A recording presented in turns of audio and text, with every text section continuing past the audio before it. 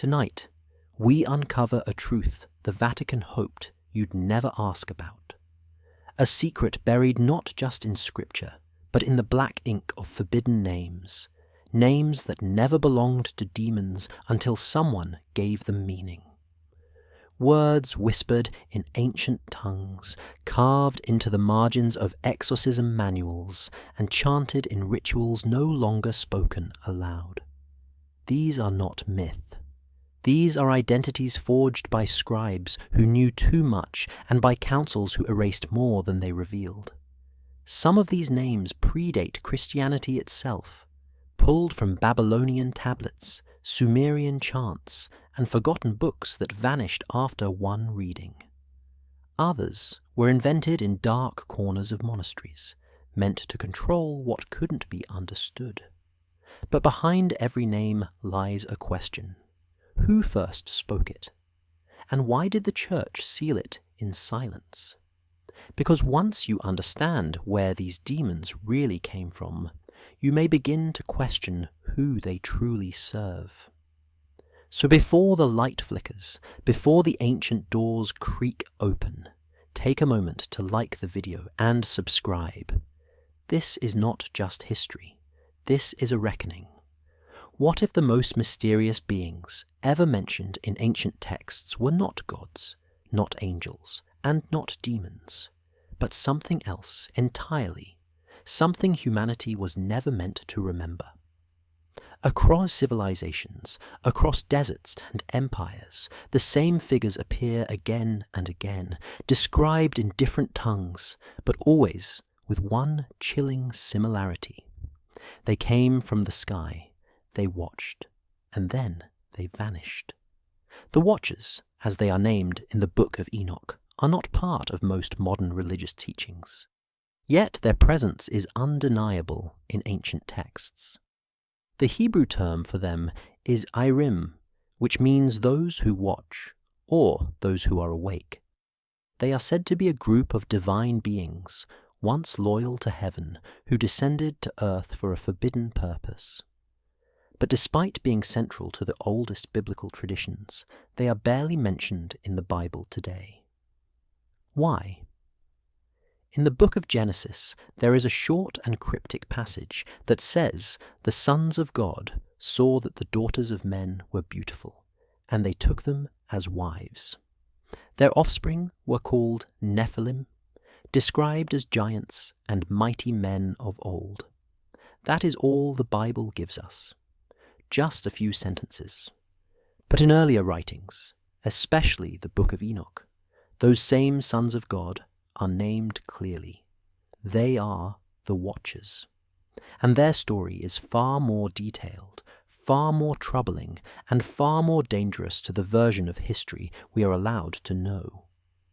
The Watchers are said to have landed on Mount Hermon in the ancient Near East, and what followed was a kind of spiritual rebellion. They broke divine law, they taught forbidden knowledge, and they fathered a race of hybrids that would shake the world. These ideas did not begin with Christianity. In Mesopotamian records, we see a similar theme.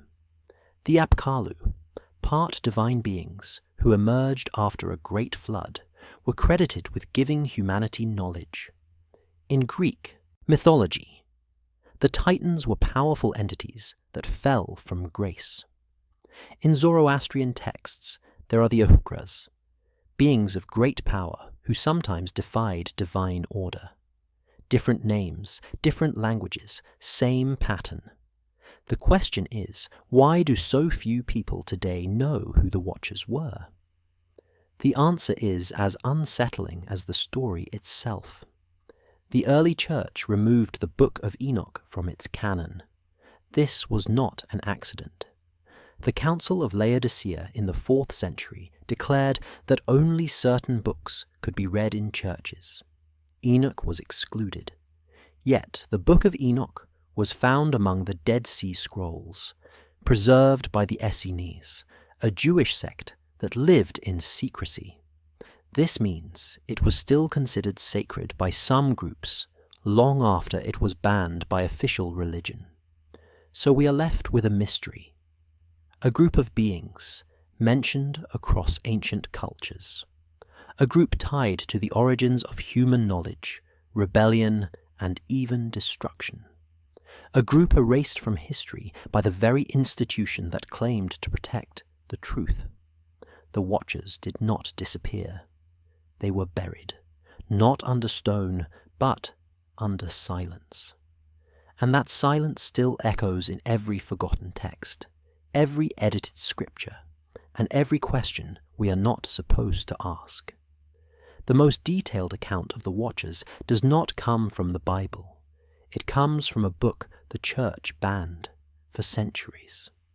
The Book of Enoch, an ancient text once held in high regard by early Jewish and Christian communities. A book that was quoted in the New Testament, but later vanished from official canon. The Book of Enoch offers a direct and terrifying description of who the Watchers were, what they did, and why their story was erased. And perhaps the most chilling part is that this text survived only outside the Church's reach, in caves, in fragments, in silence. According to scholars, the Book of Enoch was likely written between the 3rd century before Christ and the 1st century before Christ. It is named after Enoch, the great-grandfather of Noah, a man said to have walked with God and never tasted death. The book describes how Enoch was taken to the heavens and shown visions of divine judgment, cosmic secrets, and the fate of fallen angels. These angels, later called the Watchers, descended to earth and broke their sacred duty. They were meant to observe, not interfere. But they did, and what followed was a disaster. Enoch names their leader as Semyaza. Along with 200 others, he descended on Mount Hermon and made a pact to take human wives. The result of these unions were the Nephilim, not just giants in size, but giants in knowledge and violence. The Watchers taught humanity metallurgy, sorcery, astrology, and cosmetics. Enoch writes that this knowledge corrupted the earth. War spread, blood filled the land, and heaven took notice. The Book of Enoch describes how the archangels Michael, Raphael, Gabriel, and Uriel were sent to respond. Their mission was not only to stop the Watchers, but to purge their influence from creation. What makes this text so dangerous is not just what it says, but how clearly it connects to the Bible. The letter of Jude in the New Testament quotes directly from the Book of Enoch, referencing the prophecy that the Lord would come with thousands of his holy ones to judge all. This proves the text was known to early Christians, yet it was removed. By the 4th century, church councils began shaping the official Bible. The Book of Enoch was declared non-canonical and disappeared from the Western world. But it did not vanish everywhere. In Ethiopia, the ancient Orthodox Church preserved the Book of Enoch in its complete form. To this day, it remains part of the Ethiopian biblical canon. In the mid-20th century, fragments of the book were discovered among the Dead Sea Scrolls near Qumran, showing that Jewish groups like the Essenes considered it sacred. These discoveries forced scholars to reconsider its importance. Suddenly, the forgotten testimony of Enoch was no longer a myth. It was real, ancient, and deeply uncomfortable for anyone who wanted the story of angels to remain simple. The Book of Enoch doesn't fit neatly into modern religion. It blurs the line between divine and forbidden, between spiritual and physical, between truth and silence. And in doing so, it reveals that some stories were not lost. They were hidden because they told too much. According to the Book of Enoch, there was a moment in ancient time when a group of celestial beings made a decision that changed the course of human history. These beings were not demons. They were not rebels in the usual sense. They were the Watchers, angelic entities assigned to observe the earth. But instead of watching, they intervened. And their fall was not caused by pride or war in heaven. It was caused by desire. The text says, "They descended not by accident, but by oath." They gathered together at a place called Mount Hermon, located near the modern-day borders of Lebanon and Syria. There, they bound themselves by a curse, agreeing that none would turn back from the act they were about to commit.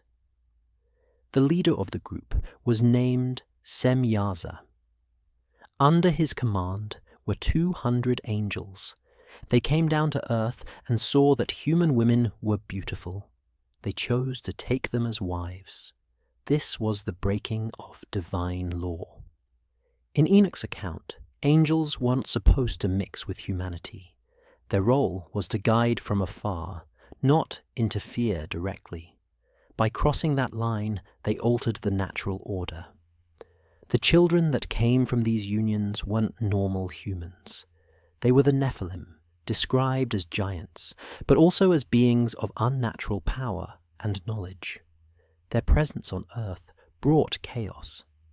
This descent is echoed in many ancient traditions. In Greek mythology, the gods often fall in love with mortals, producing demigods like Hercules. In Mesopotamian myths, divine beings called Apkallu give knowledge to humans after a great flood.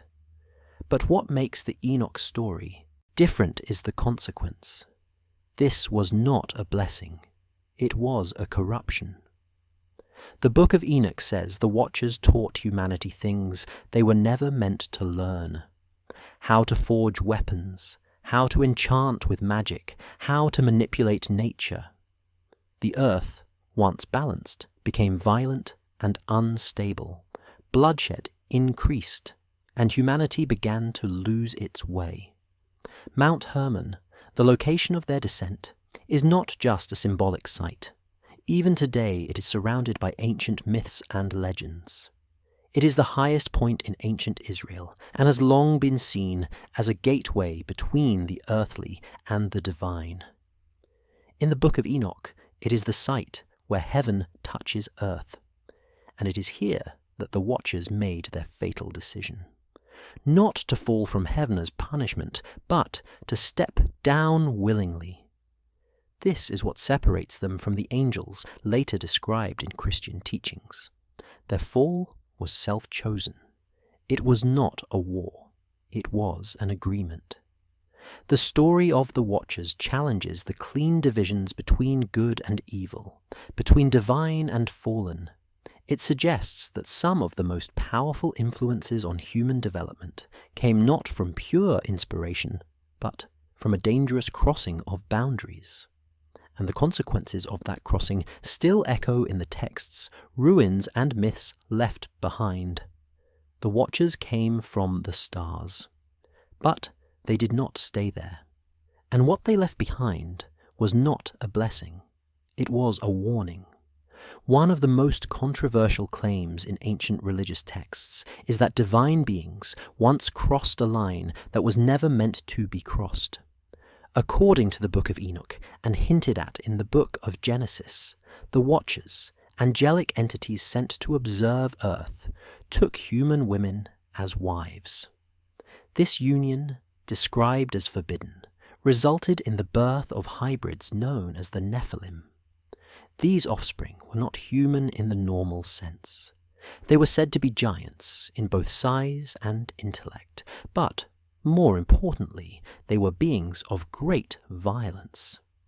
They disrupted the natural balance of the world and introduced chaos into human civilization.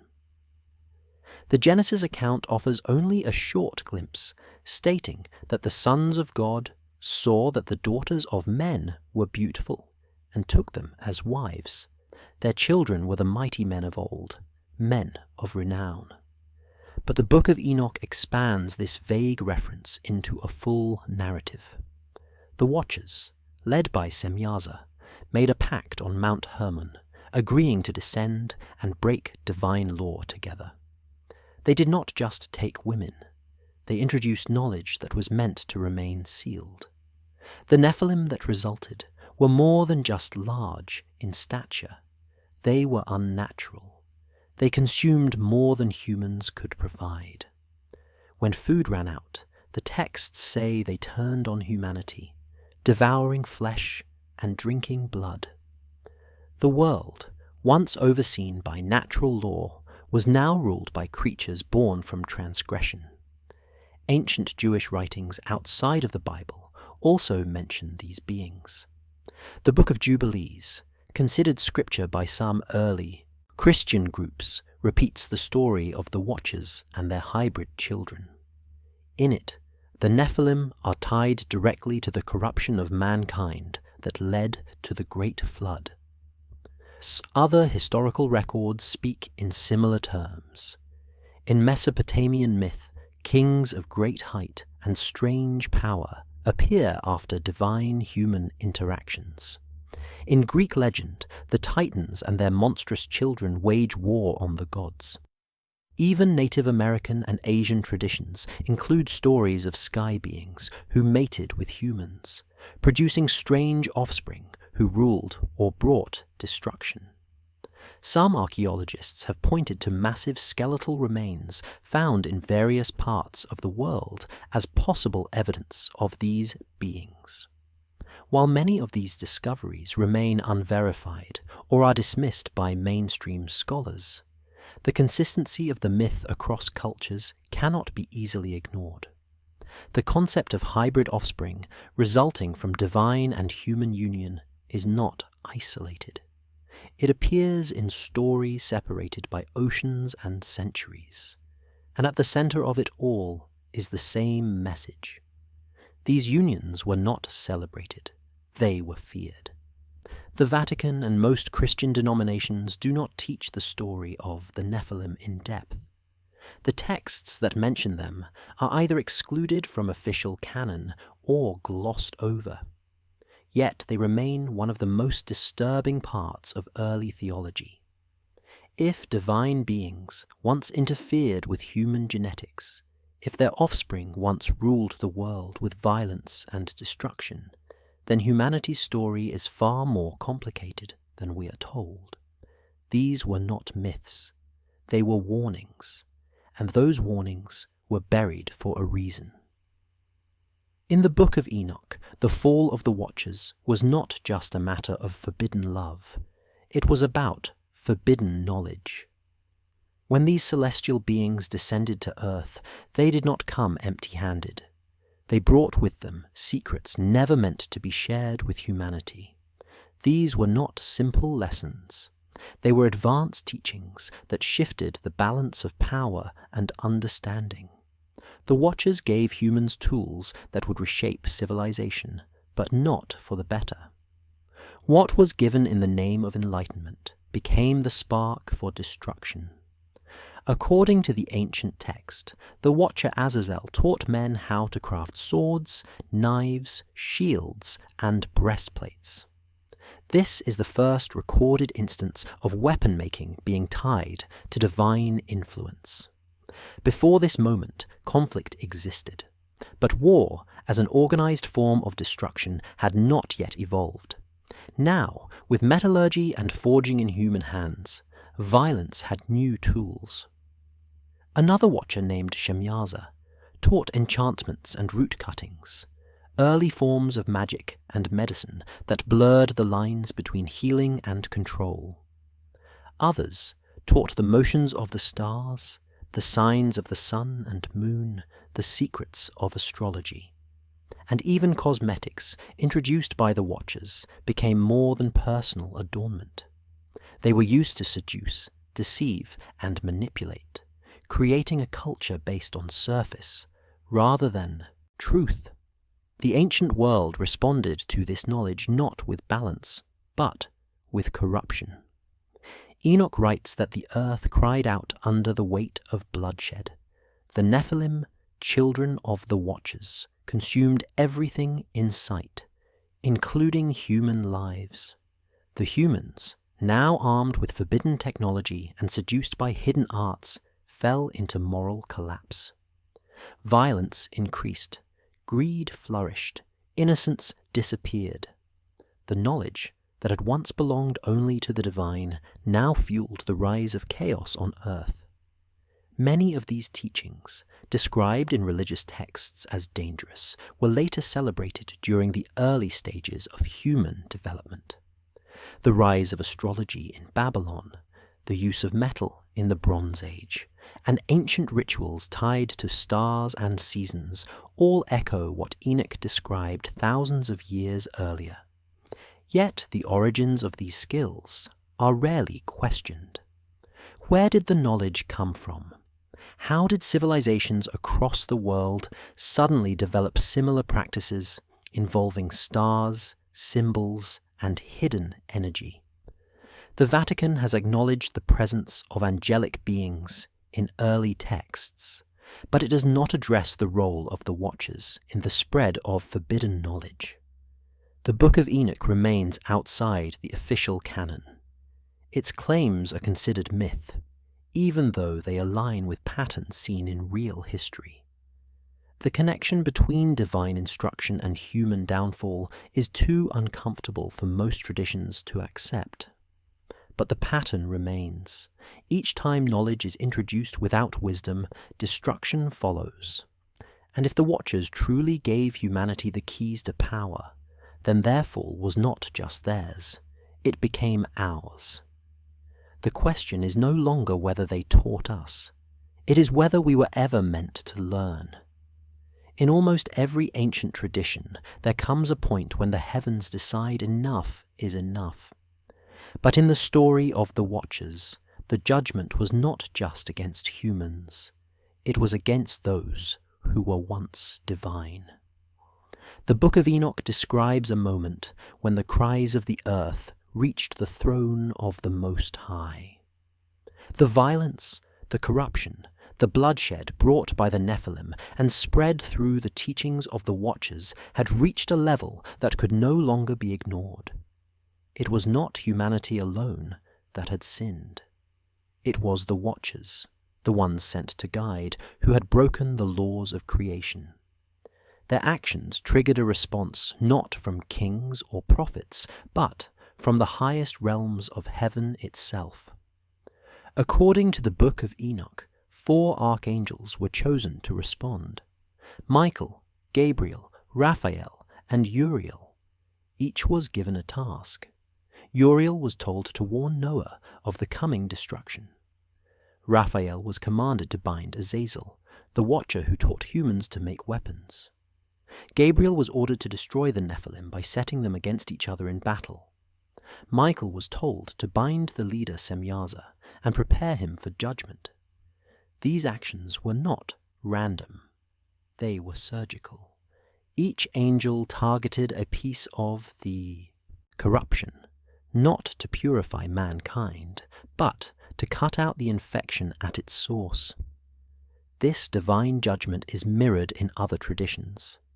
In Mesopotamian texts, the gods send a flood after being disturbed by the noise and chaos of humanity. In Greek mythology, Zeus punishes the Titans for stepping beyond their place. In Hindu stories, divine beings intervene when the balance of earth is broken by demonic forces. But in Enoch's account, the judgment is personal.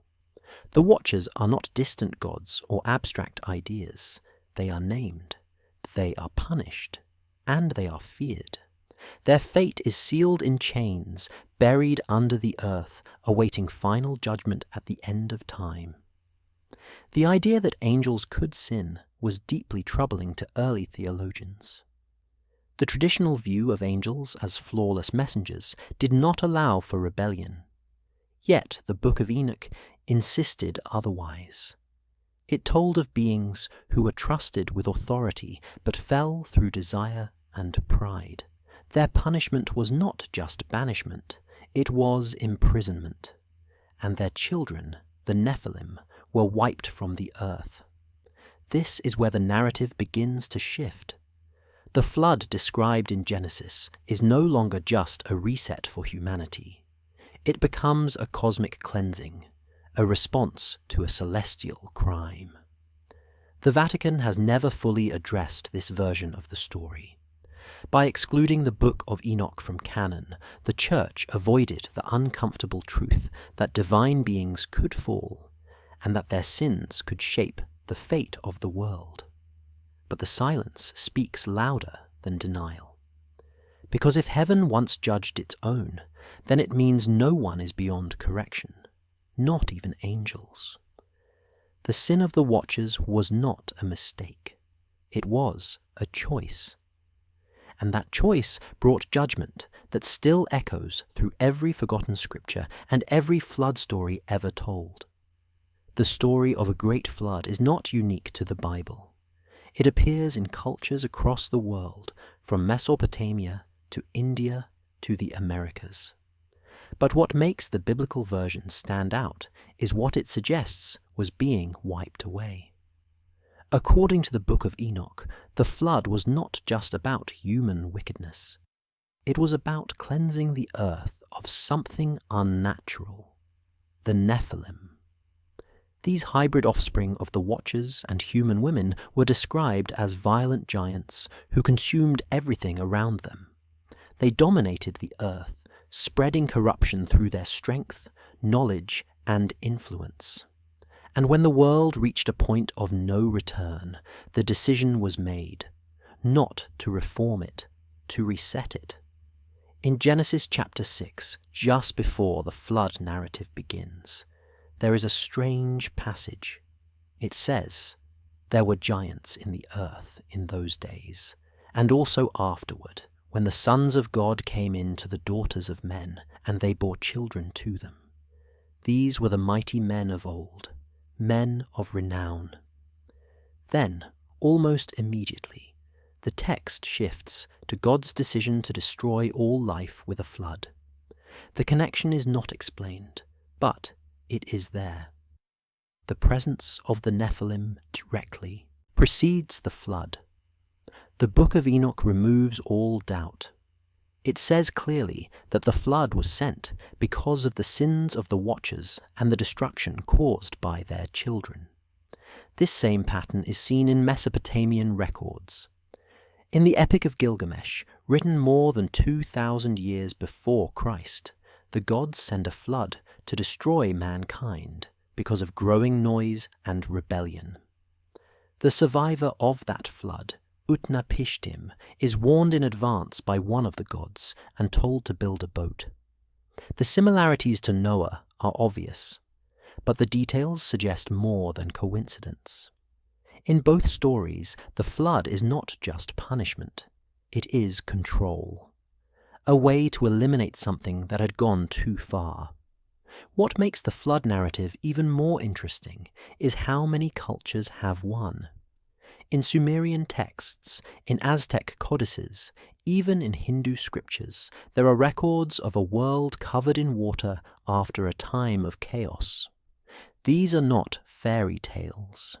These are global memories. And many researchers believe they point to a real event, possibly a massive rise in sea levels around the end of the last ice age, roughly 12,000 years ago. But what caused it, and why it is remembered in moral and spiritual terms, remains a mystery. The Vatican accepts the story of Noah, but does not acknowledge the fuller explanation given in Enoch. The idea that the flood was sent to purge a specific bloodline, a corrupted hybrid race, is never taught.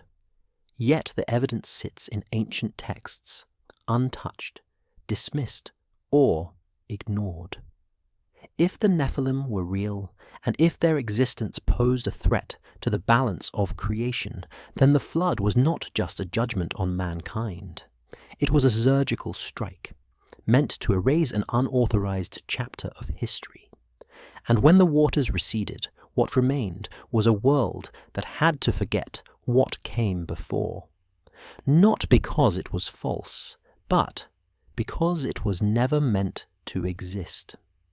The Book of Enoch was once one of the most widely read and respected texts in early religious communities. It was quoted directly in the New Testament and held in high regard by church fathers like Tertullian and Justin Martyr. Yet today, it is completely missing from the official Bible used by most Christian denominations. This raises a serious question.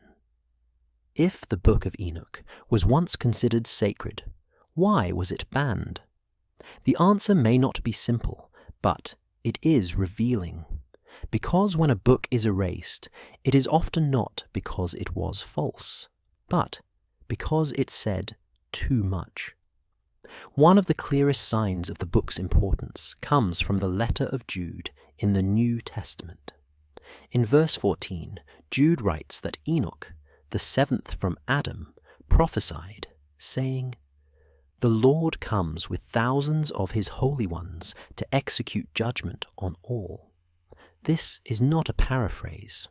It is a direct quote from the Book of Enoch, which means that the writer of Jude knew the book, believed it was true, and expected his audience to recognize it. Other early Christian writers also referred to it, using it to explain the origins of demons, the fall of angels, and the need for final judgment. For a time, the Book of Enoch was not controversial. It was foundational. The shift came later. By the 3rd and 4th centuries, as Christianity grew into an organized religion with institutional power, decisions were made about which books were acceptable. At the Council of Laodicea around the year 363, a list of accepted scriptures was created, and Enoch was not included. Later councils reinforced this exclusion. The reasons were not always explained in detail, but the pattern is clear. Books that challenged the developing narrative of church authority, or that introduced complex and uncomfortable theological ideas, were left out. The Book of Enoch presents a worldview that includes multiple layers of heaven, rebellious angels, hybrid beings, and divine judgment that targets even the spiritual realm. It offers details about the Watchers, the Nephilim, and a cosmic war that reaches far beyond human sin. These are not ideas that fit easily within the simplified framework of good and evil promoted by the later church. They complicate the story. They raise questions about the origins of evil, the role of divine beings, and the limits of human understanding.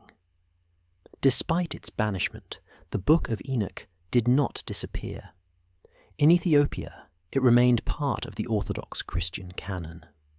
For over 1,000 years, the complete version was preserved in the ancient Ge'ez language. Then, in the mid-20th century, fragments of the book were discovered among the Dead Sea Scrolls in the Qumran caves.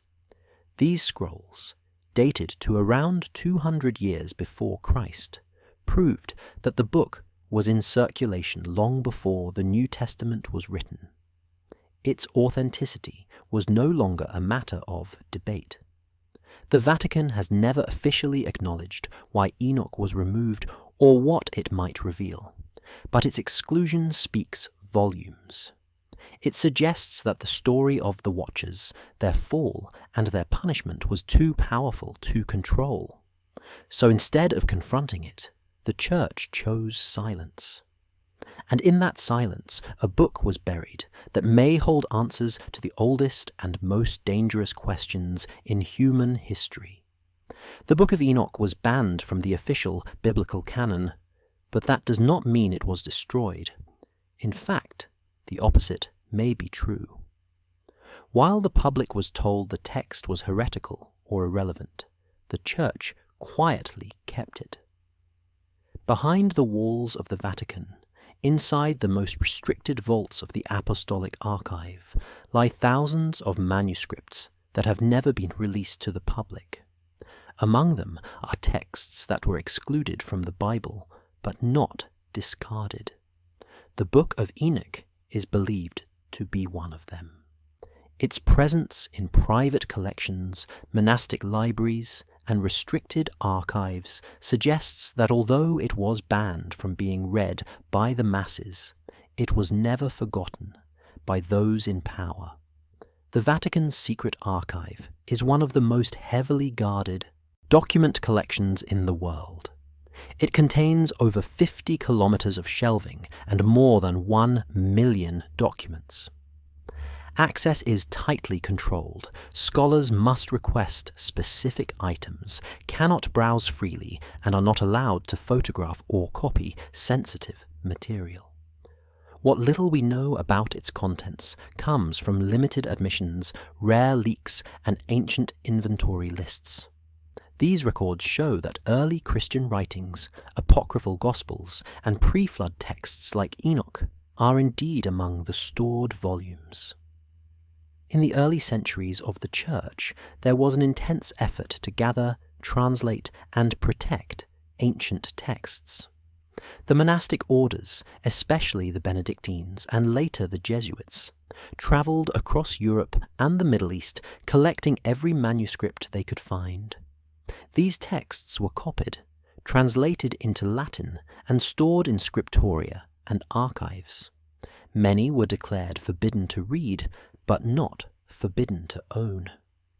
That distinction is critical. The Church did not destroy knowledge. It simply placed it under lock and key, granting access only to those within its inner circle. The fact that the Book of Enoch survived at all is partly due to the Ethiopian Orthodox Church, but its re-emergence in the West, particularly after the discovery of the Dead Sea Scrolls in the 20th century, reignited interest in its true history. Scholars began asking how such a detailed and influential text could have been lost for so long. Some of those questions led to old records of medieval libraries, including those under church control, where Latin fragments of Enoch's writings were listed but never released. There is no official statement from the Vatican explaining why Enoch was preserved while being publicly denounced. But the pattern is familiar. By keeping a banned book in private custody, the Church maintained control over how and when its contents could be used. If the story of the Watchers ever became widespread, it could challenge core teachings about angels, sin, and divine authority. By locking it away, the Church didn't deny its truth. It delayed its impact. Today, the Vatican remains silent on the question of Enoch, but silence is not the same as absence. And when knowledge is kept behind closed doors for centuries, it raises one disturbing possibility. The truth was never destroyed. It was only hidden, and the ones who hid it never truly let it go. The Book of Genesis is one of the most widely read and quoted texts in the world. It serves as the foundation for the entire biblical narrative, shaping the way millions understand the origins of humanity, sin, and divine judgment. But when it comes to the Watchers, their role is barely mentioned. Just a few cryptic lines in chapter 6 say that the sons of God took human wives and fathered giants known as the Nephilim. Then, almost immediately, the story jumps to the wickedness of mankind and the decision to send a flood. What happened to the rest of the story? Why does such a massive event, one that caused the destruction of the world, get reduced to 2 sentences? The answer may lie not in what Genesis includes, but in what it leaves out. The Book of Enoch, written long before the final version of Genesis was compiled, tells the same story with far more detail. It names the angels, explains their actions, and describes the chaos they caused. It even gives reasons for the flood that go beyond human sin. In Enoch, the flood is a divine response to a heavenly rebellion. So why did the official version in Genesis strip it down? Who chose to simplify a story so complex and powerful? Scholars have long debated this. Some believe the redactors of the Old Testament, likely working between the 6th and 4th centuries before Christ, edited the ancient oral traditions to fit a more controlled narrative. They had political and religious reasons for doing so. As Judaism faced threats from outside empires and internal divisions, creating a unified and clean version of history became a priority. The idea of divine beings mixing with humans, creating hybrids, and then facing judgment was not only controversial, it was dangerous. It blurred the line between gods and men. It raised uncomfortable questions about the nature of angels, the role of divine law, and the origin of evil. By the time the Hebrew Bible was finalized, much of this had been removed. What remained was a vague memory, a sanitized version of events that hinted at something much bigger, but never explained it. The early Christian church followed this pattern. When compiling the New Testament canon, church leaders chose texts that aligned with specific theological goals. Books that included visions, fallen angels, and heavenly wars were excluded. The Book of Enoch was one of them. Its version of events was too detailed, too bold, and too far outside the boundaries of safe doctrine. So instead of being denied outright, it was quietly dropped. Genesis became the official account. Enoch became a forgotten manuscript. Yet the clues are still there. The mention of giants, the sudden shift to a global flood, the sons of God taking wives. These fragments are not accidents. They are remnants. Pieces of a larger truth that once shaped ancient belief systems. And the fact that they remain, even in reduced form, is proof that the original story was never fully erased. It was only buried, rewritten, and retold in a way that kept the surface clean while hiding the depths below. In the early centuries of Christianity, the Church faced a serious challenge. Dozens of sacred texts were being circulated among believers. Some told stories of Jesus that differed from the four Gospels. Others offered deeper insights into the origins of angels, demons, and divine judgment. Among these texts was the Book of Enoch. Revered by early Christians and quoted in the New Testament, it was once considered vital. But by the 4th century, a major shift took place. The Church decided it was time to create a single official version of Scripture, and in doing so, it erased Enoch from the record.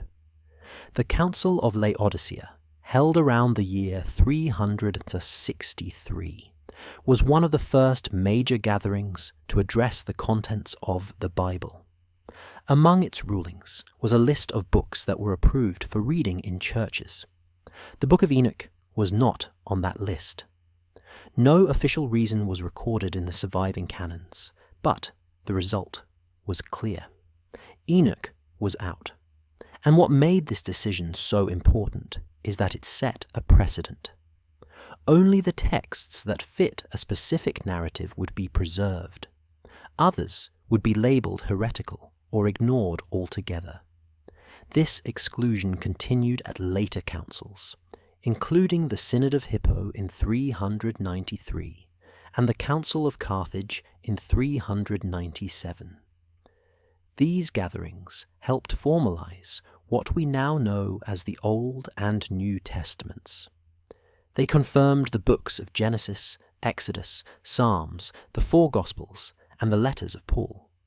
But again, Enoch was missing, and this time its absence became permanent. The Church now had a closed canon.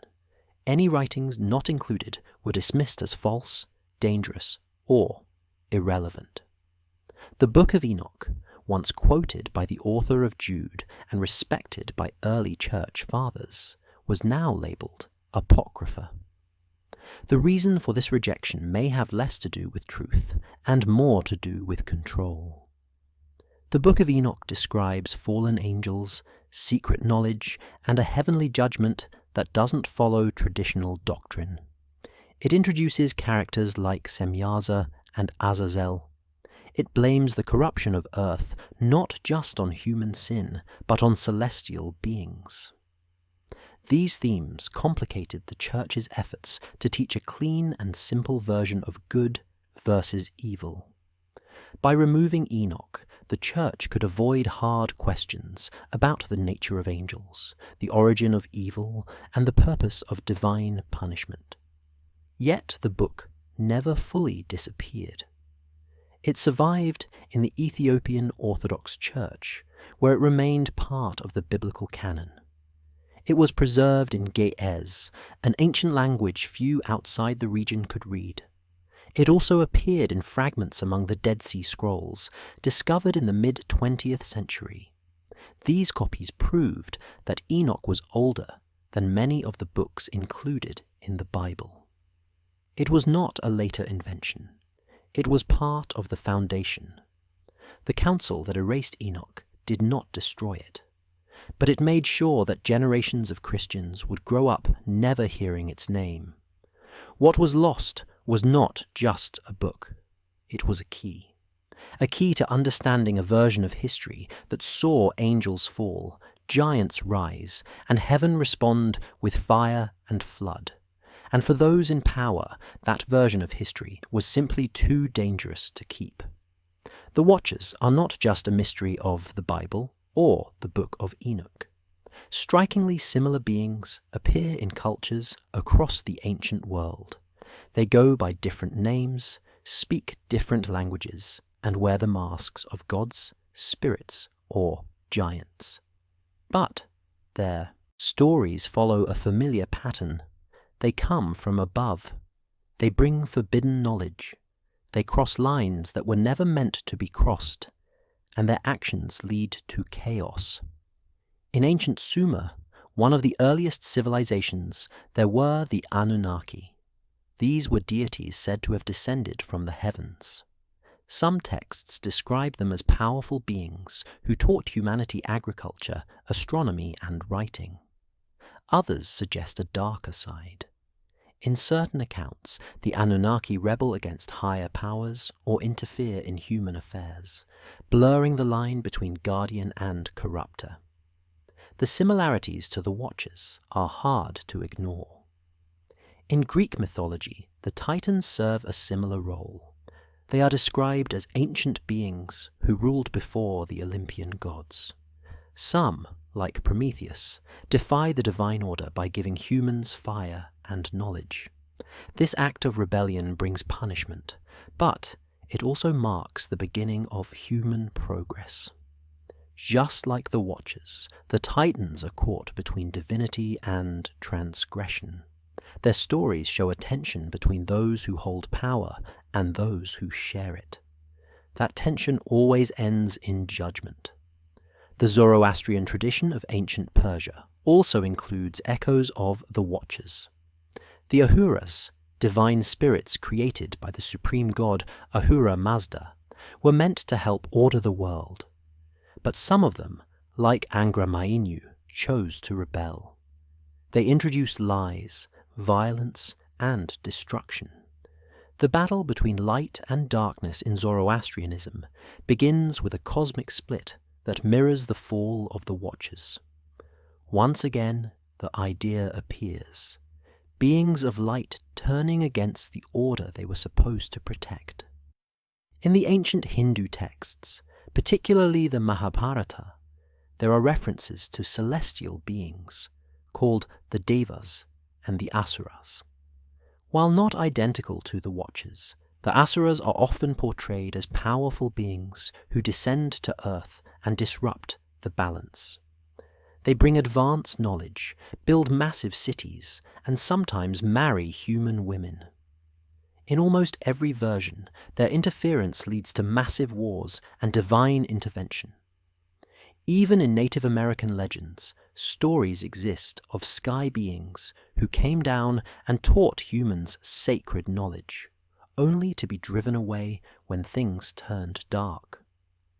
These global myths cannot be brushed off as coincidence.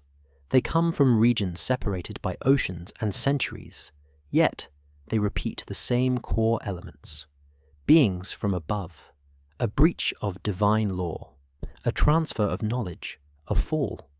The names change, but the structure remains. The story of the Watchers may be older and broader than anyone has admitted.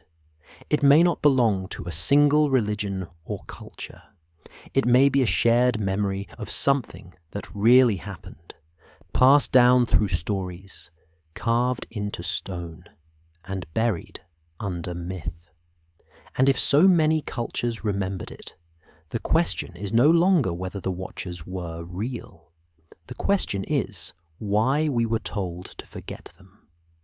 The story of the Watchers does not just challenge theology. It threatens power, because at its core, it is a story about divine rebellion, about beings once trusted by the highest authority who chose to break the rules and give knowledge to those below. For rulers who claimed their authority came from heaven, this idea was dangerous. If divine beings could rebel against God, then what stopped humans from questioning kings, priests, or empires? This is why suppression of the Watchers' story was not limited to the Vatican. Across history, governments and religious systems have worked to hide, rewrite, or discredit anything that suggested heavenly order could be broken from within. In ancient Babylon, priest-kings controlled not only the temples, but the libraries. Access to sacred knowledge was restricted. The Sumerian myths of the Anunnaki were carved into stone, but only the elite could read cuneiform. These stories included warnings about gods who disobeyed and paid the price. But they were framed in ways that kept the priesthood in control. Only trained scribes could interpret the symbols. Only the rulers decided which stories would be copied and which would be lost. In ancient Greece, the tale of the Titans and their war against the Olympians was not just a myth. It reflected a shift in political and religious power. The Olympians represented a new order. The Titans, with their chaotic energy and raw strength, had to be defeated. The message was clear. Rebellion against divine rule would always end in punishment. These stories were used to justify the authority of rulers who claimed to follow the gods. Even in early Islam, texts that suggested alternative cosmologies or angelic rebellions were viewed with suspicion. The Quran acknowledges fallen beings, such as Iblis, but it avoids detailed descriptions of angelic descent or divine hybrids.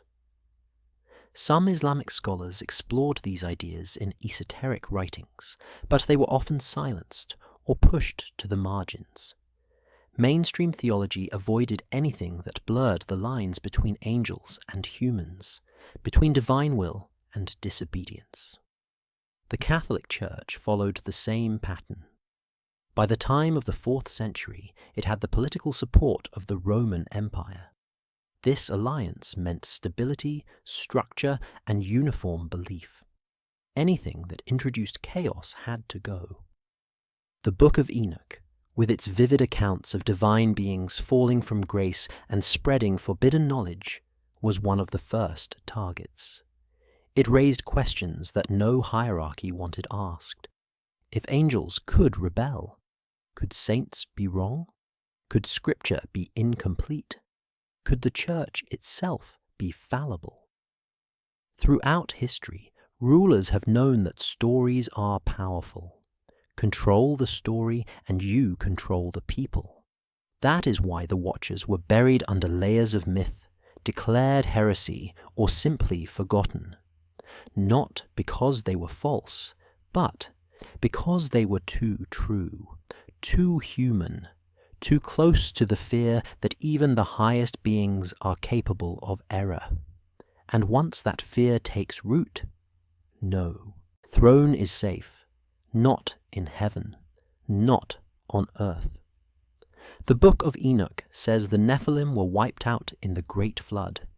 Genesis suggests the same. But there is a strange detail that complicates the story. In Genesis chapter 6, it says there were giants in the earth in those days, and also afterward. That one line opens the door to a possibility that few are willing to explore. What if the Nephilim bloodline survived the flood? What if it continued through certain families, hidden behind royal blood, protected by power, and preserved over generations? This idea is not just a fantasy. It is supported by legends, ancient texts, and strange patterns in history that point to a hidden legacy stretching from the ancient world to the thrones of Europe and beyond. After the flood, the Bible describes new nations rising through the sons of Noah. But not long after, giants appear again.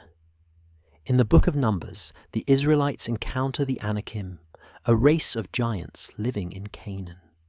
In Deuteronomy, Moses speaks of Og, king of Bashan, whose bed was made of iron and measured over 13 feet long. These are not metaphorical descriptions. The text presents them as real beings, descendants of an earlier race. So if the flood was meant to destroy all Nephilim, how did they return? Some scholars suggest that the wives of Noah's sons may have carried the bloodline. If one of them descended from the Nephilim, even partially, then the genetic legacy could have passed through the ark. This would explain how giants reappear in multiple regions long after the flood. It would also explain why certain bloodlines seem to carry extraordinary power, intelligence, or influence. Ancient kings often claimed divine ancestry.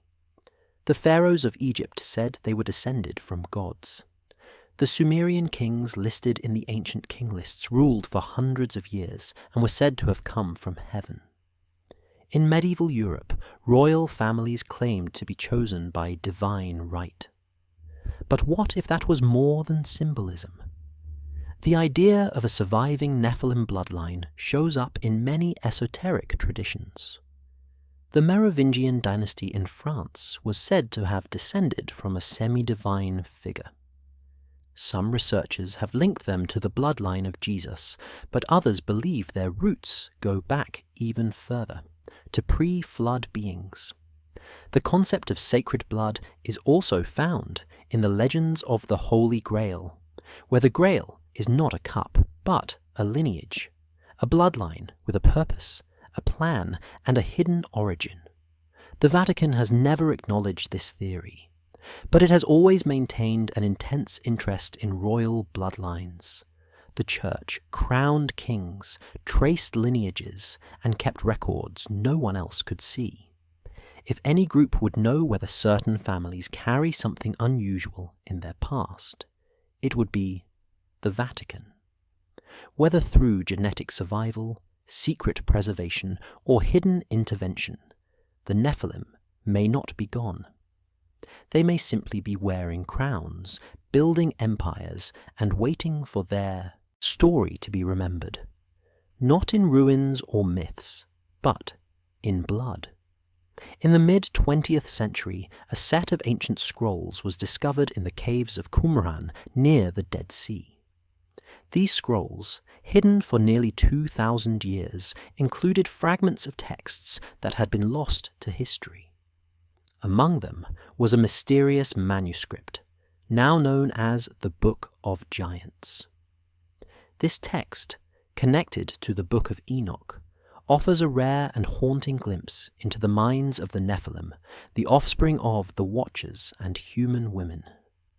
What makes it so unusual is not just that it exists, but what it says. It describes a group of powerful hybrid beings who begin to sense their own destruction, and they are afraid. Unlike the Book of Enoch, which focuses on the angels and their judgment, the Book of Giants tells the story from the perspective of the Nephilim. These beings were known for their strength, their hunger, and their violence. But the fragments of this lost book reveal something else. The Nephilim began to have dreams, strange visions, warnings. In one dream, a giant sees a large tablet submerged in water, and when it rises, only 3 names remain. The rest are washed away. Another fragment shows them seeking interpretation of these dreams, worried that they might be signs of doom. Some of the giants try to understand the meaning. Others go to the angelic scribes, hoping for answers. This is where the Book of Giants becomes especially important. It shows that the Nephilim were not just monsters. They were aware. They had thoughts, fears, and even regrets. They knew their actions had triggered something beyond their control, and they feared the judgment that was coming. The dreams they received were not random. They were prophecies, and they were right. The flood would come, the earth would be cleansed, and the giants, along with the Watchers, would face destruction. Scholars believe the Book of Giants was originally written in Aramaic, possibly between the 3rd and 2nd centuries before Christ. Its connection to Enoch is clear. It expands the same storyline, with many of the same names and events. But its tone is different. It is more personal, more psychological. It gives a voice to the condemned. And in doing so, it complicates the narrative. The Nephilim were not just victims of divine wrath. They were beings caught between 2 worlds, struggling to understand their place, their purpose, and their end. The Vatican does not include the Book of Giants in any official teaching. Most people have never heard of it.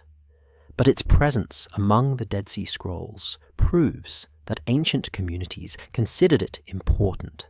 It was preserved, hidden, and passed down alongside the oldest scriptures. And its message is one of warning. Power without guidance leads to ruin. Even the giants, in all their might, could not escape the consequences of their creation. Today, the Book of Giants remains fragmented. Dozens of pieces, scattered and incomplete. But what survives is enough to challenge the way we view these ancient beings. They were not just symbols of evil. They were aware, they were haunted, and they were doomed. And through their own dreams, they saw it coming. According to the Book of Enoch, one of the first things the Watchers taught humanity was how to read the stars. They revealed the secrets of the heavens, the movement of celestial bodies, the phases of the moon, and the calculation of sacred calendars. They brought knowledge of the constellations, solstices, and the division of time into seasons and cycles.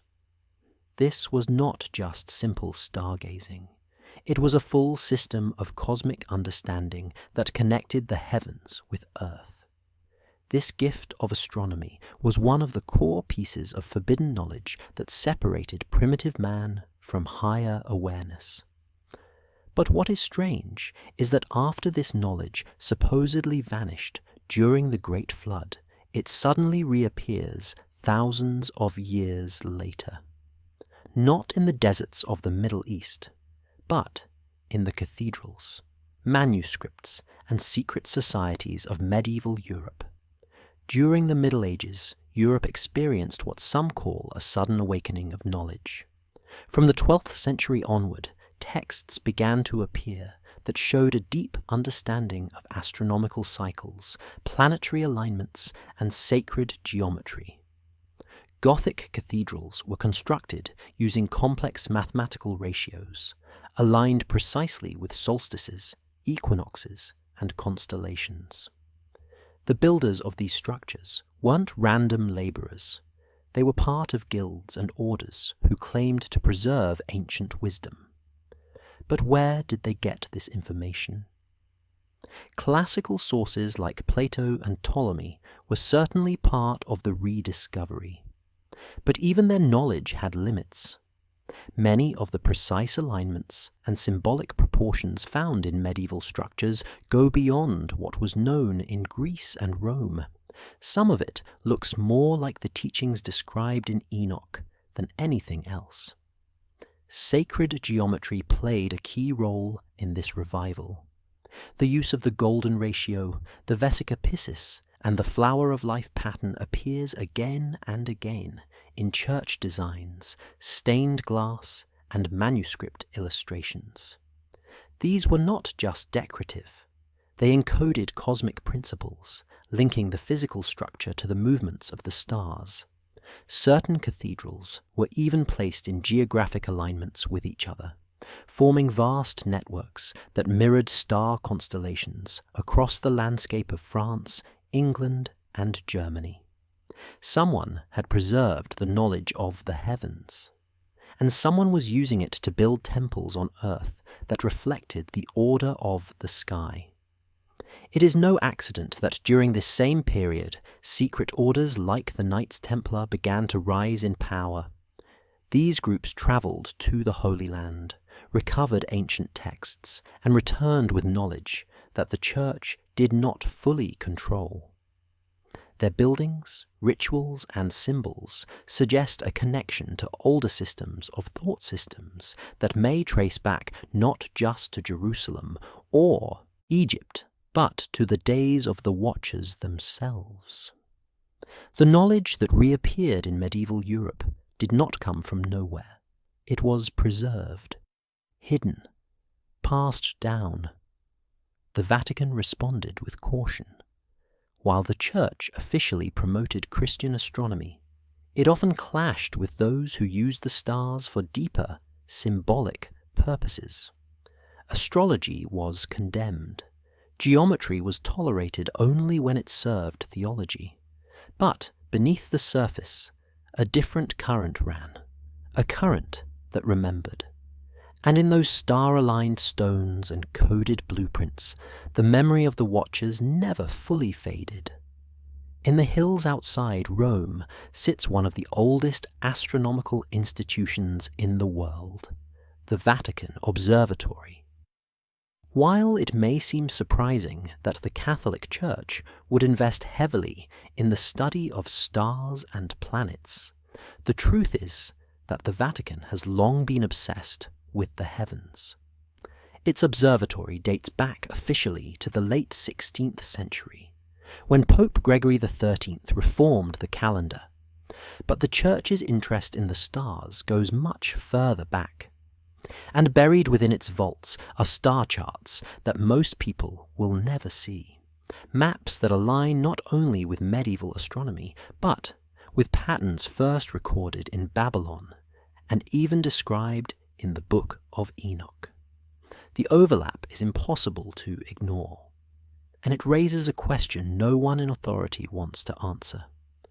Why does the Vatican have star charts that match the sky according to forbidden books? The Book of Enoch contains detailed descriptions of the movements of the sun, moon, and stars. It outlines a calendar of 364 days, dividing the year into seasons and tracking solstices and equinoxes with mathematical precision. It even refers to heavenly gates through which the sun enters and exits the sky, a poetic but surprisingly organized cosmology.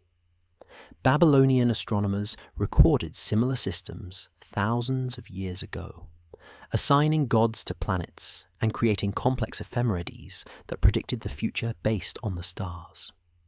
These ancient systems were considered pagan or heretical by the Church. And yet, inside the Vatican's archives, one finds diagrams and celestial globes that align almost perfectly with those ancient models.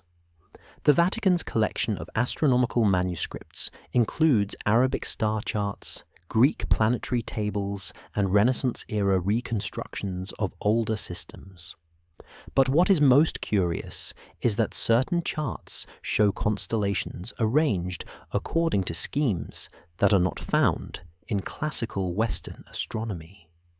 They reflect a cosmic order that tracks with Enoch's vision of the heavens, including paths and alignments not used by Roman or medieval astronomers. This suggests that someone within the Church was studying alternative sky maps. Someone was comparing Enochian cosmology with other ancient traditions. And someone was keeping those charts hidden. Why would the Vatican preserve this material? Part of the answer lies in the Church's long-standing desire to unify science and faith, but another part may be more secretive. By understanding ancient cosmology, the Church could control not just the calendar, but the perception of time itself. It could manage holy days, predict eclipses, and determine when to celebrate key religious events. But it also meant having access to systems of knowledge that predated the Bible. Systems once taught by the Watchers. Modern astronomers at the Vatican rarely speak about these connections. The public face of the observatory focuses on planetary science and astrophysics. But within the older archives, behind locked doors, lie maps that tell another story, a story of descent, transmission, and preservation. The stars do not lie, but those who interpret them can choose what to reveal, and what to keep in the dark. The identity of the Watchers has been debated for centuries. In the Book of Enoch, they are described as angels, specifically those who descended from heaven and broke divine law by interacting with humans. But not all scholars agree with this interpretation. As more ancient texts are unearthed, and technology offers new ways to interpret old records, a deeper question has emerged. Were the Watchers truly angels in the way religion defines them? Or were they something else entirely? Advanced beings mistaken for divine? Visitors from beyond the earth? Or remnants of a civilization lost to time? This debate has now moved beyond theology. Historians, scientists, and even government officials are quietly asking what the ancient world was really trying to tell us. The term angel in the Hebrew Bible comes from the word malach, meaning messenger. These beings were not always winged, glowing figures. They were described as powerful, terrifying, and sometimes even physically present. The Watchers, or Grigori, are one subset of these beings, and they appear only briefly in the Book of Genesis. But in Enoch, their story expands. They descend to Mount Hermon, take human wives, and teach forbidden knowledge.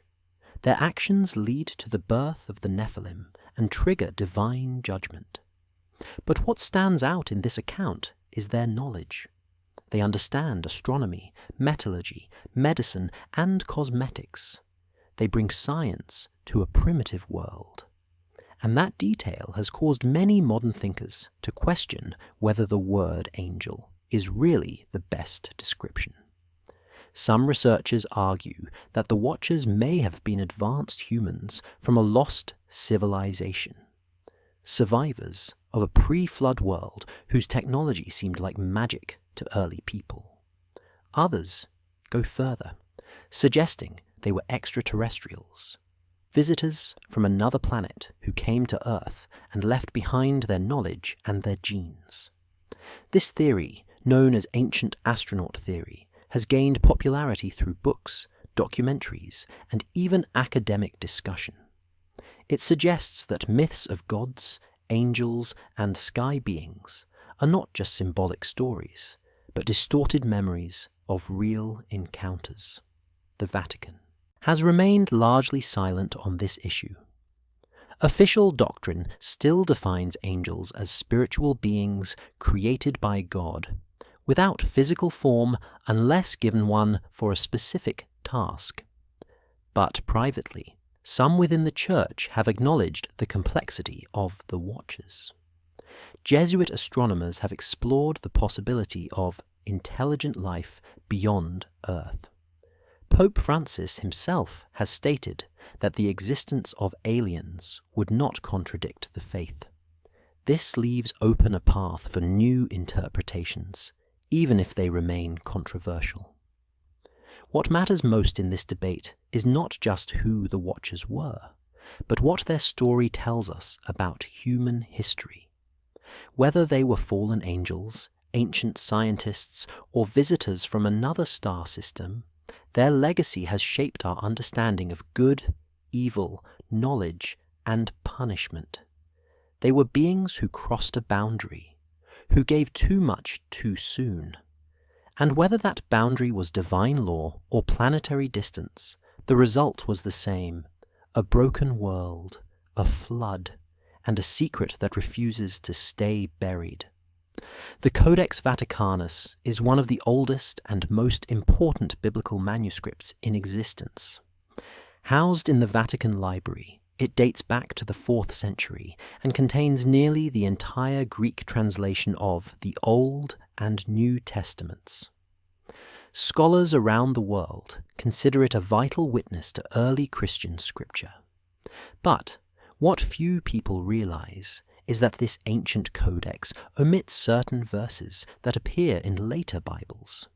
Some of those missing passages are directly related to the Watchers, the Nephilim, and the strange events recorded in Genesis chapter 6. The absence of these verses has led researchers to ask a troubling question.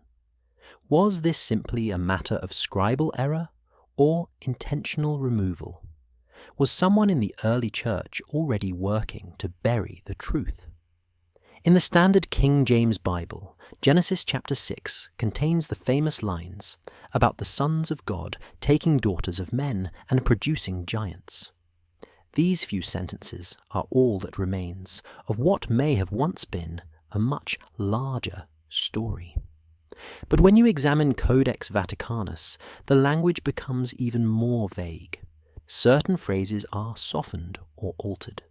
References to the Nephilim are less direct, and this pattern repeats elsewhere.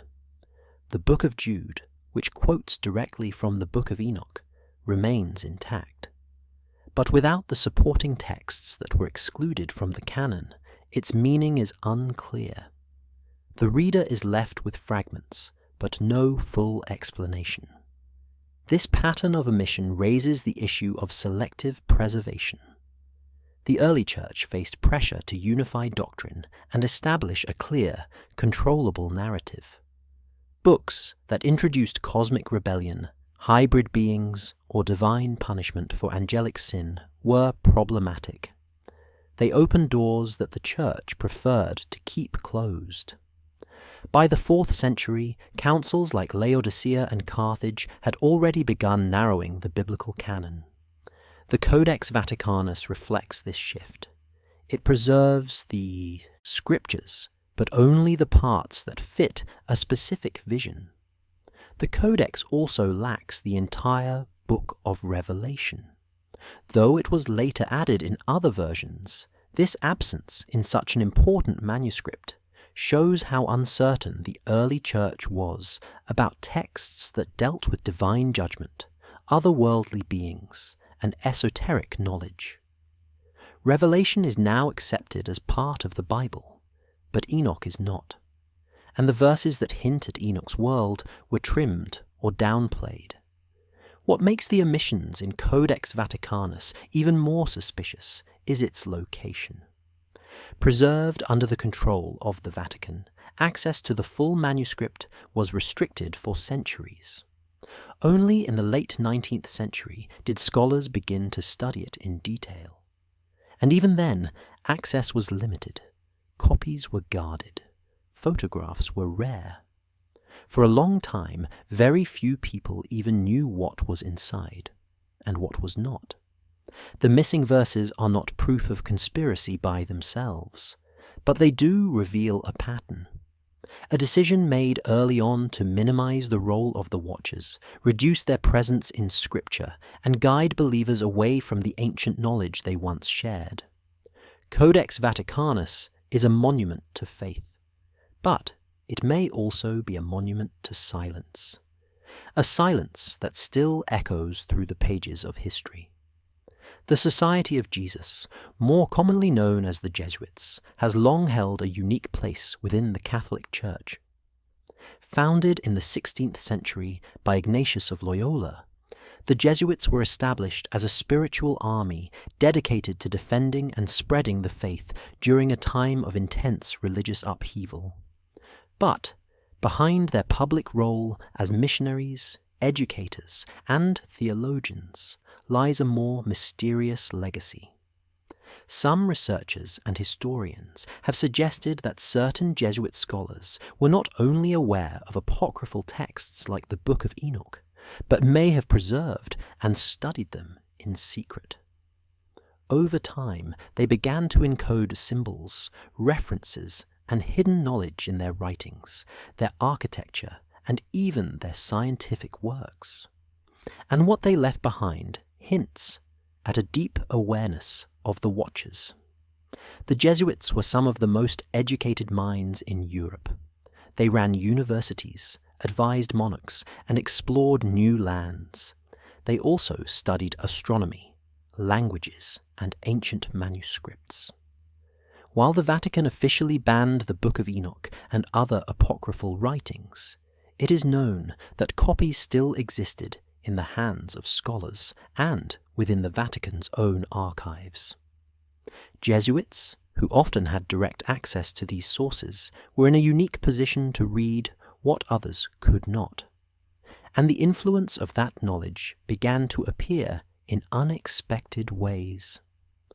One example is the Church of the Gesù in Rome, the mother church of the Jesuit order. Its ceiling fresco, Triumph of the Name of Jesus, shows heavenly beings falling from the sky in chaotic motion, cast down by divine light. Some believe these figures represent more than a general idea of sin. Their features and positioning resemble the Watchers being judged and cast out of heaven. The imagery is both beautiful and unsettling. It mirrors descriptions found in Enoch far more closely than anything in the official Bible. Jesuit writings from the 17th and 18th centuries also contain cryptic references to beings of light, forbidden knowledge, and a war in the heavens. These were often cloaked in allegory or buried in layers of theological language. But when read alongside Enochian texts, the similarities are clear. Some Jesuits even explored the possibility of pre-Adamic civilizations, lost ages, and a knowledge war that predates known history. These ideas, if openly discussed, would have triggered accusations of heresy. So instead, they were hidden in plain sight. The Jesuit connection to astronomy is also relevant. The Vatican Observatory, which the Jesuits still run today, continues to study the stars. But in earlier centuries, Jesuit astronomers mapped constellations, tracked planetary movements, and used instruments engraved with symbols linked to ancient cosmology. In some cases, those tools included markings not found in classical or medieval systems. They resembled patterns described in Babylonian star charts, or the calendar systems laid out in the Book of Enoch. The question is not whether the Jesuits knew about the Watchers. It is how much they chose to reveal. Through art, architecture, and cryptic writings, they left clues, not to spread fear, but to preserve memory, a memory the Church sought to bury. The Watchers were not just a tale. They were a warning. And some within the Jesuits seemed determined to make sure that warning was never fully forgotten. In the late 16th century, a brilliant English mathematician and advisor to Queen Elizabeth I claimed to have made contact with angels. His name was John Dee. Alongside his scryer, Edward Kelly, Dee received a strange new alphabet through crystal gazing sessions. The language, according to the messages, was the original speech of angels. It came with its own grammar, vocabulary, and syntax. Dee called it Enochian, after the biblical figure Enoch, who had walked with God and was taken to heaven without dying. Dee believed this was the language spoken before the fall of man, before the Tower of Babel and before the confusion of tongues.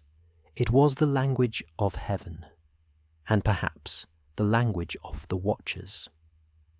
What makes Enochian different from other invented or magical languages is its depth and complexity. Unlike most cryptic scripts, Enochian has structured rules, consistent conjugations, and long prayers or invocations written in full sentences. Dee and Kelly recorded entire books of Enochian calls, each said to open a different spiritual gate. These were not just symbols. They were meant to be spoken, heard, and felt. The system also included a series of tables, known as the watchtowers, used to summon or control different spiritual entities. The implication was clear. Whoever mastered this language could access the same power once wielded by the fallen angels. The Church viewed Dee's work with deep suspicion. While Dee considered himself a Christian and even hoped his discoveries would bring about spiritual renewal, the Vatican labeled such practices as dangerous. Language was sacred. Latin, Hebrew, and Greek were the approved tongues of Scripture. To claim there was a lost divine language outside the canon was a direct threat. And to use that language for summoning was worse. It echoed the very crimes of the Watchers sharing knowledge not meant for mankind. Enochian became central to later occult traditions. The Hermetic Order of the Golden Dawn used it in their rituals. Aleister Crowley, one of the most controversial occultists of the 20th century, called Enochian the most powerful magical language in existence. But its origins remain mysterious. Dee and Kelly insisted they did not invent it. They believed they were simply transcribing messages from beyond. And strangely, some of the linguistic features of Enochian resemble real ancient languages, though no clear match has ever been found. The question remains: why did the Church fear this language so much? The answer lies in its connection to forbidden knowledge. If the Watchers once taught humanity secrets of heaven, then their language would be a key to unlocking those secrets again. The Church had spent centuries suppressing the Book of Enoch, the story of the Nephilim, and anything that suggested divine rebellion. Enochian, by its very name and nature, reopened that door. It gave voice to the silenced. It reminded the world that knowledge, once given, cannot be unlearned, and that some languages do more than communicate. They awaken. Some ancient texts contain a chilling warning that the Watchers, or their descendants, would one day return, not as giants or destroyers, but as beings of knowledge and light, offering wisdom, power, and answers in a time of great confusion. But beneath their radiant image would lie deception. The Book of Enoch hints at this future. After describing the judgment of the Watchers and the flood that followed, Enoch speaks of a final age, an age when secrets would be revealed, when the earth would again tremble under the weight of hidden knowledge. This time, the danger would not come from violence, but from imitation, from a false light that mimics truth. In the second Book of Enoch, also known as the Slavonic Enoch, the patriarch is shown a vision of the end. He sees fallen beings ascending from the abyss, gaining influence among men and deceiving even the righteous. They perform signs, manipulate the elements, and twist divine teachings into something beautiful but empty. The theme appears again in other apocalyptic writings. In the Dead Sea Scrolls, the War Scroll speaks of sons of darkness infiltrating the world. In the Book of Daniel, a little horn rises up, speaking great words and casting down stars from heaven. These stars, some scholars believe, are symbols for angelic beings. The idea of a final deception is not limited to religious texts. In ancient Zoroastrian writings, a counterfeit savior called the Deceiver will come before the true restorer. He will confuse the world, using false miracles to gain control. In Hindu teachings, the Kali Yuga is the last age, marked by corruption and the rise of false teachers. Even in Greek myths, the return of the Titans, or the reawakening of chaos, is tied to the end of cycles. What all these accounts share is the belief that the end is not just about destruction, it is about confusion, a blending of truth and falsehood so complete that only those with discernment will see through it. If the Watchers were once punished for giving forbidden knowledge, their return would not be through brute force. It would be through ideas, through science, technology, philosophy, and spiritual enlightenment that feels pure, but leads away from true order. This is why some believe modern fascination with advanced beings, artificial intelligence, and new forms of consciousness could be a sign. A return not in physical form, but in influence. In the spread of teachings that mirror what the Watchers once gave advanced systems without moral grounding. Light without source, power without wisdom. If they return, it will be not to conquer, but to convince. The Vatican has not spoken openly on this possibility, but its silence on Enoch, on the Nephilim, and on ancient prophecies leaves space for interpretation. The story of the Watchers may not be over. It may be repeating. And in an age obsessed with light, progress, and hidden knowledge, the greatest danger may not come from darkness. It may come dressed in brilliance. Across centuries and continents, clues continue to surface, suggesting that the Vatican has always known more about the Watchers than it publicly admits. From the earliest councils of the Church to the present-day rituals of the Holy See, a quiet thread of hidden knowledge runs beneath the surface. The evidence is not always shouted, but it is carefully preserved. In sealed manuscripts, in encoded architecture, and in the rituals of high ceremony, the signs are there. The question is not whether the Church knew. The question is how much it chose to keep secret. The Vatican Library, founded in the 15th century but holding documents from far earlier, contains one of the largest and most secure collections of ancient texts on the planet. Among its contents are writings from the Church Fathers, obscure apocryphal books, and early translations of Hebrew and Aramaic scrolls. Some of these texts have never been seen by the public. Even scholars need special permission to access them. Among these sealed manuscripts are rumoured to be complete copies of the Book of Enoch, various versions of the Book of Giants, and commentaries by early Christian mystics who still believed the Watchers were real. The Church did not destroy these writings. It hid them. More than that, certain rituals within the Catholic tradition seem to reflect knowledge of beings like the Watchers. The rite of exorcism, for instance, speaks of ancient spirits who possessed forbidden knowledge and were cast down. The wording often includes phrases about celestial rebellion, heavenly judgments, and punishments from beyond time.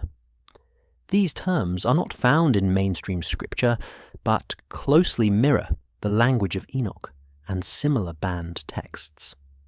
This suggests that even if the general faithful were kept in the dark, the inner circle of clergy was trained in older truths. Church art and architecture also carry hidden messages. In the Vatican's own St. Peter's Basilica, mosaics depict scenes of beings descending from the sky, surrounded by stars and fire. In side chapels and lesser-known cathedrals across Europe, stained glass shows angels with strange instruments, writing symbols into books not found in the Bible. Jesuit chapels are filled with astronomical codes and geometric alignments that hint at a deeper cosmology. These were not random decorations. They were messages left for those with eyes to see. Even modern Vatican statements show a cautious awareness. When asked about the possibility of intelligent life beyond Earth, Vatican astronomers have answered with openness. They have stated that such life would not contradict Christian doctrine. They have used the word creation in ways that leave the door open to other worlds. Behind this diplomacy lies an ancient memory, a memory of those who once came down from the heavens, shared knowledge, and were punished for it. The Vatican may not preach the story of the Watchers, but it has preserved it, in silence, in stone, and in shadow. The Church has always protected sacred knowledge, and among the most sacred and the most feared is the truth about those who watched, those who fell, and those who may yet return. The Vatican has spent centuries shaping the boundaries of what is considered sacred truth. But boundaries are not always defined by what is included. Sometimes they are shaped more powerfully by what is left out. The story of the Watchers, the Nephilim, and the forbidden knowledge passed to early humanity was not erased. It was buried, not with fire or destruction, but with silence. The silence of councils, the silence of redacted texts, the silence of libraries filled with locked manuscripts. In this silence, the Church has spoken more loudly than any denial could ever achieve. Because to remain silent on a matter so vast, so controversial, and so interconnected with the origins of religion itself is not ignorance. It is intent. From the earliest centuries of Christianity, church leaders knew of the Book of Enoch. Early theologians like Tertullian referenced it. Some even believed it was divinely inspired. It was included in Ethiopian canon and preserved in various languages. But in the Roman Church, it was quietly excluded. Not because it lacked historical value, but because it revealed too much. The Watchers weren't a comfortable addition to the neat hierarchy of angels and demons. They were in-between beings, neither fully holy nor completely evil. They represented rebellion, choice, and consequence on a scale that threatened to collapse simple doctrine. As the centuries passed, silence became the preferred strategy. The Church did not issue mass condemnations of Enoch. It simply omitted it. The same goes for the Codex Vaticanus and other manuscripts where key verses about the sons of God and the giants were softened or skipped. The general faithful were not told the full story, but the clues remained in plain sight. Rituals still referenced ancient rebellions. Artwork still hinted at beings falling from heaven. Astronomers still mapped skies based on ancient systems that predated Rome. By the time of the Renaissance, when scholars began to recover old texts and question traditional timelines, the Church responded not by clarifying its position, but by doubling down on its silence. The Inquisition punished heresy, but did not address the Watchers directly. The Jesuits encoded rather than exposed, and the Vatican Library kept growing, one locked door at a time. Today, we live in an age of information. Lost books are being digitized, dead languages are being decoded, and ancient myths once dismissed as fantasy are being re-examined. But through it all, the Church maintains its silence. It allows speculation. It tolerates discussion, but it never confirms. Because confirmation would open a floodgate. It would mean acknowledging that the faith has coexisted with a second story all along. A story of beings who came down, broke the rules, and gave humanity a glimpse of power and ruin. In the end, silence is not absence. It is presence withheld. The Vatican's choice not to speak is not a lack of knowledge. It is an act of preservation. The truth of the Watchers was not destroyed. It was kept, watched, and guarded. And in that silence, it waits.